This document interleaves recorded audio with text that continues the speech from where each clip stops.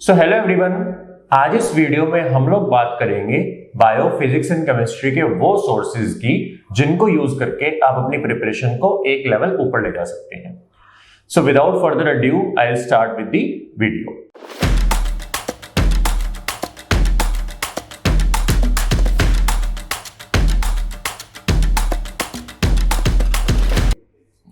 सो अगर हम बात करें फिजिक्स की, फिजिक्स जो सबसे इंपॉर्टेंट सब्जेक्ट है नीट पर्सपेक्टिव से, and sadly many medical aspirants उनको फिजिक्स से बहुत ज्यादा डर लगता है।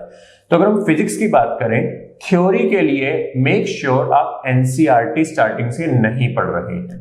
आई नो सुनने में बड़ा आपको काउंटर लग रहा होगा कि सर एनसीईआरटी को कैसे मना कर रहे हैं, बट फिजिक्स की एनसीईआरटी की जो थ्योरी है वो काफी टफ है एंड तब तक आपको समझ में नहीं आएगी जब तक आपको पूरी फिजिक्स के बेसिक अंडरस्टैंडिंग ना हो। तो फिजिक्स के लिए जो बेस्ट मटेरियल होता है वो होते हैं आपके खुद के नोट्स। तो फिजिक्स मैं हमेशा बोलता हूं कि खुद करना बहुत मुश्किल है, जब तक आपको कोई समझाएगा नहीं तब तक आपको कॉन्सेप्ट समझ में नहीं आएंगे।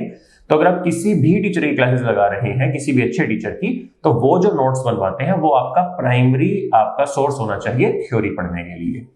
क्वेश्चन प्रैक्टिस के लिए आई वुड रिकमेंड आप एचसी वर्मा कीजिए। एचसी वर्मा एक बुक है, आप most of the NEET aspirants सोचते हैं कि जेई वालों के लिए है ये, बट नहीं, HC Verma is good enough for medical peeps too. तो आप मेडिकल के लिए भी एचसी वर्मा कर सकते हैं। एक चीज का स्पेशल ध्यान रखना है आपने, मैंने अक्सर देखा है कि मेडिकल के बच्चे जो एडवांस लेवल एक्सरसाइजेज हैं उनको छोड़ देते हैं ये सोच के कि नीट में इतना हाई लेवल नहीं आता है। ये गलती आपने नहीं करनी है। आपने एटलीस्ट ट्राई करना है कि कुछ एडवांस लेवल एक्सरसाइजेज आप भी कर रहे हैं, क्योंकि उससे आपकी जो कॉन्सेप्ट बिल्डिंग है वो काफी स्ट्रांग होती है। तो एचसी वर्मा अगर आप कर रहे हैं that is good enough, you do not need any other source. अगर एचसी वर्मा आपको लगता है कि नहीं थोड़ी टफर साइड जा रही है या आप स्ट्रिक्टली नीट ओरिएंटेड रहना चाह रहे हैं, देन एक बुक है DC Pandey for NEET.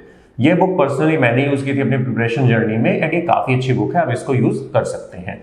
Physics में आपको कोई और सोर्स यूज करने की बिल्कुल जरूरत नहीं है। थ्योरी के लिए अपने नोट्स पे स्टिक कीजिए एंड बुक्स के लिए मैंने आपको बुक्स बता दी है। फिजिक्स में अगर आपको दिक्कत आती है तो फिजिक्स के लिए मैं एक सेपरेट वीडियो बनाऊंगा कि फिजिक्स के लिए आपको किस तरीके से अपनी स्टडी अप्रोच रखनी चाहिए। तो अगर आप चाहते हैं मैं वो वीडियो बनाऊं then please leave a comment. Now let's move on to chemistry. Chemistry एक सब्जेक्ट नहीं है, केमिस्ट्री के अंदर ही 3 सब्जेक्ट्स हैं, physical chemistry, organic chemistry, inorganic chemistry, and तीनों ही सब्जेक्ट्स एक दूसरे से लगभग अनरिलेटेड हैं। तो अगर हम बात करें पहले फिजिकल केमिस्ट्री की, फिजिकल केमिस्ट्री को आपको फिजिक्स की तरह ट्रीट करना है। जिस तरीके से आप फिजिक्स में कॉन्सेप्ट बिल्डिंग करते हैं उसी तरीके से आपको फिजिकल केमिस्ट्री में भी कॉन्सेप्ट बिल्डिंग क्लियर होने चाहिए। क्वेश्चन प्रैक्टिस के लिए आई वुड से कि आप एन अवस्थी, एक बुक आती है नरेंद्र अवस्थी, आप उनकी बुक को यूज कर सकते हैं। वो बुक काफी अच्छी है फिजिकल केमिस्ट्री के लिए, आप उसको यूज करके अपनी क्वेश्चन प्रैक्टिस अच्छी कर सकते हैं। थ्योरी के लिए यहां भी मैं बोलूंगा कि आपके जो अपने नोट्स हैं वो बेस्ट होंगे, किसी अच्छे टीचर से बनवाए हुए नोट्स को ही आप बार बार पढ़ेंगे। Let's move on to organic chemistry. Organic chemistry थोड़ा सा ट्रिकी है नीट के लिए। अगर आपको ऑर्गेनिक केमिस्ट्री बहुत अच्छे से समझ में आती है, आपको अच्छी लगती है, then well and good. Organic chemistry आप फिजिकल की तरह ट्रीट कर सकते हैं and there is a book known as MS Chauhan, आप उसको बहुत अच्छे से प्रैक्टिस कर सकते हैं उसमें से। लेकिन अगर आपको ऑर्गेनिक केमिस्ट्री समझ में ही नहीं आ रही है या आपको लग रहा है कि टाइम बहुत ज्यादा लग रहा है, तो एक मैं आपको सीक्रेट बताऊं कि ऑर्गेनिक केमिस्ट्री जो नीट में आती है वो स्ट्रिक्टली एनसीईआरटी बेस्ड आती है। एनसीईआरटी के जो रिएक्शंस लिए हैं वो ही आपके टेस्ट में पूछे जाते हैं, वही नीट में पूछे जाते हैं।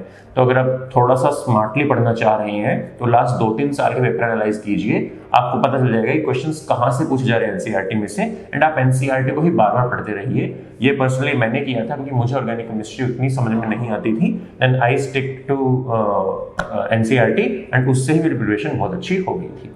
Last but not the least, inorganic chemistry, जिसको हम छोड़ देते हैं, हम सोचते हैं कि यार ये याद करनी है बाद में कर लेंगे और ये और वो, लेकिन वो भी 33% ऑफ द एग्जाम पोर्शन बनाती है। तो आपको इनऑर्गेनिक केमिस्ट्री को भी बिल्कुल भी इग्नोर नहीं करना है।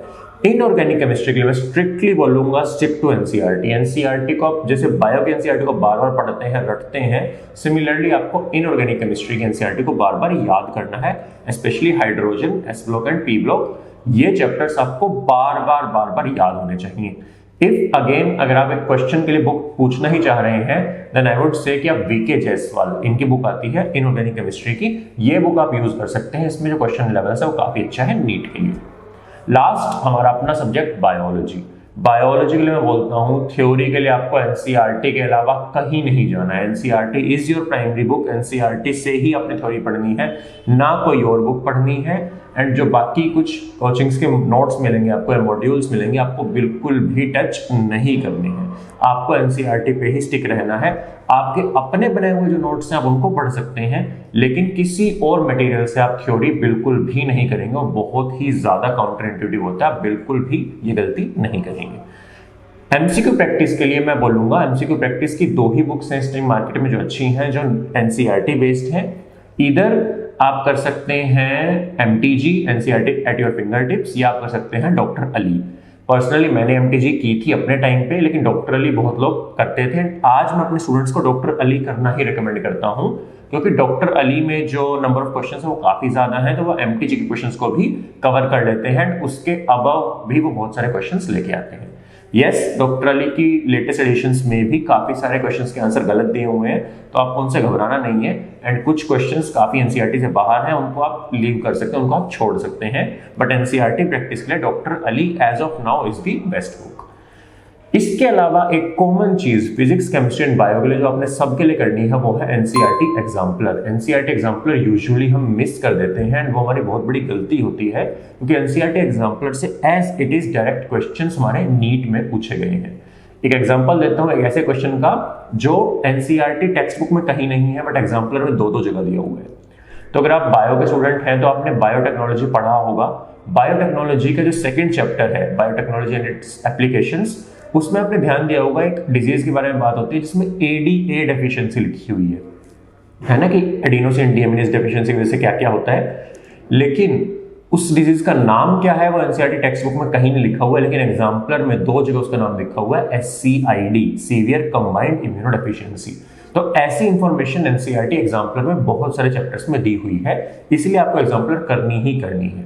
इसके अलावा लास्ट टॉपिक जो हमारी वीडियो का है वो है प्रीवियस ईयर क्वेश्चंस और पीवाईक्यूज। अब बहुत सारे बच्चे क्या गलती करते हैं कि वो लास्ट 33 इयर्स के पीवाईक्यूज उठा लेते हैं, एंड 90s के या अर्ली 2000s के क्वेश्चंस में वो लगे रहते हैं, जो बिल्कुल ही सिलेबस से बाहर थे, एनसीईआरटी से बिल्कुल ही बाहर थे। आपने गलती नहीं करनी है, कोई फायदा नहीं है इसका। उस टाइम पे AIPMT अलग होता था एंड स्टेट PMTs अलग कंडक्ट करवाए जाते थे, तो उनका जो लेवल था वो काफी डिफरेंट था। 2014 ऑनवर्ड्स एक ही एग्जाम होता है, दैट इज नीट। पहले एम्स अलग होता था, 2016-17 तक एम्स अलग हुआ, उसके बाद से वो भी हट गया है, अब सिर्फ और सिर्फ नीट होता है। तो आपको जो प्राइमरी गोल होगा वो होगा 2018 ऑनवर्ड्स, 2018, 19, 20, 21, 22। ये 5 इयर्स आपके लिए मोस्ट इंपोर्टेंट है। आपको सबसे ज्यादा फोकस इनके पीवाईक्यूज पे करना है। ये करने के बाद आपने 2014, 15, 16, 17 इन 4 साल के नीट के ही प्रीवियस ईयर पेपर्स और एम्स के पेपर सॉल्व करने हैं। आपको इससे पीछे नहीं जाना है, कोई पॉइंट नहीं है। आप प्रैक्टिस के लिए जा सकते हैं, लेकिन जो भी एनसीईआरटी से बाहर का क्वेश्चन होगा आप उसको इग्नोर करेंगे, आप उसको लीव करेंगे। आप उसको सॉल्व करने के लिए किसी और बुक से थ्योरी नहीं पढ़ेंगे, that is a complete waste of time. आप उस टाइम को बेटर यूटिलाइज करेंगे एनसीईआरटी पढ़ने के लिए। आई होप आपके सारे डाउट्स क्लियर हो गए होंगे। एक डिस्क्लेमर मैं देना चाहता हूं, मेरा किसी भी ऑथर से या किसी भी बुक से कोई भी एफिलिएट नहीं है। ये सारी मेरी पर्सनल चॉइसेस थी जो मैंने खुद की थी, मैंने वो ही आपको बताई हैं। तो मैंने किसी भी ऑथर को यहाँ पे, किसी भी ऑथर ने मेरे को प्रमोट नहीं किया, मैं किसी को प्रमोट नहीं कर रहा हूँ। इसको दोबारा बोल देंगे। एक डिस्क्लेमर मैं यहाँ पे दे देना चाहता हूँ, यहाँ पे मैं किसी भी ऑथर को प्रमोट नहीं कर रहा हूँ। मुझे किसी भी ऑथर ने इस वीडियो के लिए बोला नहीं है। ये सारी बुक्स वो हैं जो पर्सनली मैं यूज करता था अपनी प्रिपरेशन के टाइम पे, वही चीज मैं आपको बता रहा हूँ। यहाँ पे कोई भी प्रमोशन नहीं हो रही है। तो ये बुक्स आप बहुत इजीली फ्री माइंड होकर यूज कर सकते हैं। आपको बहुत ज्यादा हेल्प मिलेगी अपनी प्रिपरेशन जर्नी में। I hope you like the video. अगर आपको वीडियो अच्छी लगी हो then please like it, share it and leave a comment. And ऐसे ही और वीडियोस के लिए please subscribe to the channel. Thank you.